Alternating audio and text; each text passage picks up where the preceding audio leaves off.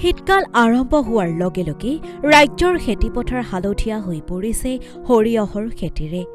সৰিয়হৰ হালধীয়া ফুলৰ পৰা মৌ উৎপাদন কৰাৰ উদ্দেশ্যে ভিৰ কৰিছে বহিৰাজ্যৰ মৌপালকে।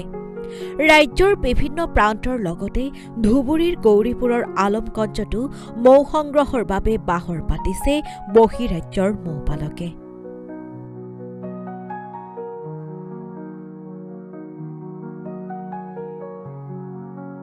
বহিৰাজ্যৰ পৰা অহা প্ৰায় ৪০টাকৈ মৌপালকৰ গোটে ধুবুৰী জিলাৰ বিভিন্ন অঞ্চলত সৰিয়হৰ খেতিত লাখ লাখ মৌমাখি এৰি দি মৌ সংগ্ৰহ কৰি বহিৰাজ্যৰ কোম্পানীক যোগান ধৰি আহিছে কুইণ্টেলে কুইণ্টেলে মৌ।